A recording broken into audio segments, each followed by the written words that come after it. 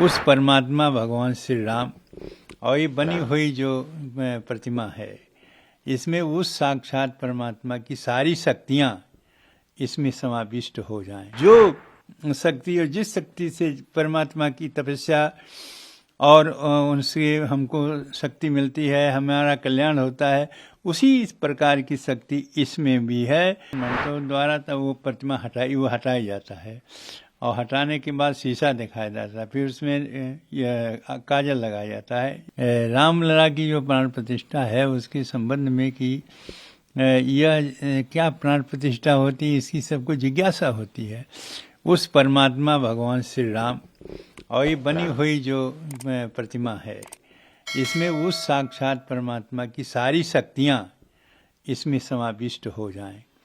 अब आने के इस मंत्र के द्वारा किया जाता है, जो हमारे वेदों में वर्णित मंत्र है, और समाविष्ट है, जिससे जिस प्रकार के देश की कल्याण का और आने वाले भक्तों की जो दर्शन है, उस दर्शन के माध्यम से उनका कल्याण हो, सभी के कल्याण। जो शक्ति उस परमात्मा रमन्ते योगिनो जिसमें नित्यानंदे चिरात्मनि इति राम पदे नासो परब्रह्म अवधीयते, उस परब्रह्म परमात्मा की जो शक्ति है वो इस प्रतिमा में जो बनी हुई है इसमें आ जाए, और जो शक्ति और जिस शक्ति से परमात्मा की तपस्या और उनसे हमको शक्ति मिलती है, हमारा कल्याण होता है, उसी इस प्रकार की शक्ति इसमें भी है।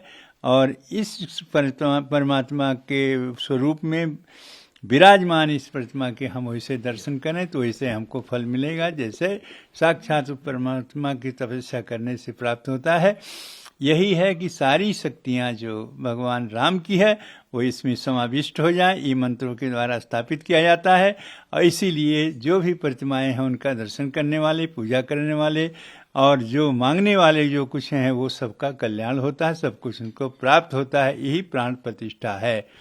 अच्छा, ये प्राण प्रतिष्ठा का जो प्रक्रिया है ये कितने दिन तक लगातार, जैसे कहा जा रहा है कि अब शुरू हो चुका है, ये लगातार एक आप देखें 17, 18, 19, 20, 21, 22 को खत्म समाप्त होगी, 22 को प्राण प्रतिष्ठा हो जाएगी।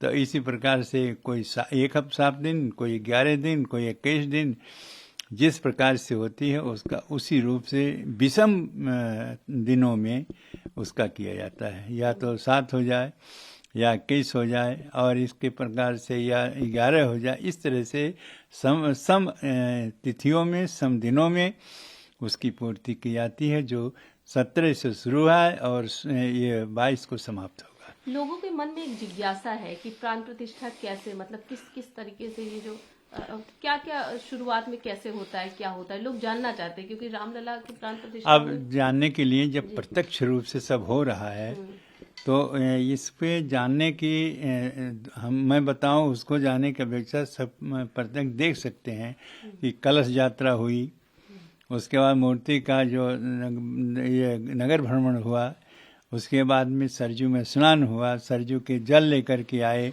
ये सारी प्रक्रियाएं जो हैं सामने दिखाई दे रही हैं, ये प्रारंभिक है। उसके बाद उसी जल से, सरजू के जल से सारी जो जितने काम हैं वो सब कुछ पूरा किया जाएगा। तो सब पूरा करने के बाद में तब यह 6 दिन तक चलता रहेगा, और अंतिम में 22 तारीख को पूर्णतया उस प्राण प्रतिष्ठा की जो मूर्ति है उसको जलाधिवास, उसको दुग्धाधिवास, उसको रखना, उसमें मतलब उसी में रखना, पुष्पाधिवास फूल में रखना, औषधि अस्पाद औषधि में रखना, अन्नाधिवास अन्न में रखना, फिर सब कुछ क्रिया हो, उनको स्नान करा देना, स्नान करा के व्यवस्थित करके तब उस मूर्ति में मंत्रों के द्वारा प्राण प्रतिष्ठा, उसकी आँख बनी रहेगी, है नेत्र पन्हा होता है। और वो अंतिम प्राण प्रतिष्ठा होने के बाद में जब उसमें शक्ति आ जाती है तब उस प्रतिमा को स्थापित किया जाता है। स्थापित करने के बाद मंत्रों द्वारा तब वो प्रतिमा हटाई जाता है, और हटाने के बाद शीशा दिखाया जाता है, फिर उसमें काजल लगाया जाता है। ये व्यवस्थाएं ये अंतिम है, और उसके बाद में तो दर्शन शुरू हो जाता है सबके लिए। एक सवाल एक प्रश्न है कि शीशा दिखाया जाता है पहले। जी जी, ऐसा क्या है, क्या वजह है? जो शक्ति उसमें आती है किसी ऐसे आदमी की न पड़े जो कमजोर हों और कहीं उनके अनिष्ट न हो जाए, इसलिए वो अपना मुख स्वयं देख लें भगवान अपने शीशे में अपने चेहरे को स्वयं देख लें, जिससे किसी को वह जो तेज निकलता है नेत्र खोलने के बाद वो किसी के ऊपर न पड़ जाए, जो कमज़ोर हो और शक्तिशाली न हो उसको क्षति पहुंच जाए। इसलिए उसको शीशा दिखा दे, प्रभु आप अपना मुंह स्वयं देख लें, आप कैसे हैं, ठीक है ना। और उसके बाद काजल लगा देता, दूसरे नज़र न लगे। जब उनके प्रतिमा के दर्शन करें तो नज़र न लगे, नज़र से बचने के लिए।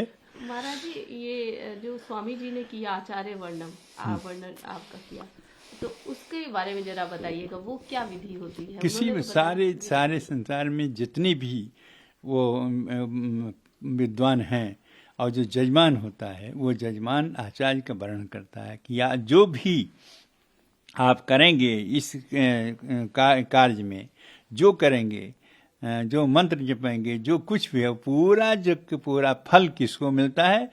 तो उसको मिलेगा जो वहाँ आचार्य वर्णन किया है। तो आचार्य हमने वर्णन किया, तो जो वर्णन करने वाला है उसको मिलता है। जैसे जजमान आचार्य का वर्णन करता है और सारी गोत्र वोट सब लोग लेकर के मंत्रों के द्वारा कि आप जो भी मंत्र उच्चारण करेंगे और जो भी काम करेंगे वो सबका फल जजमान को मिलेगा।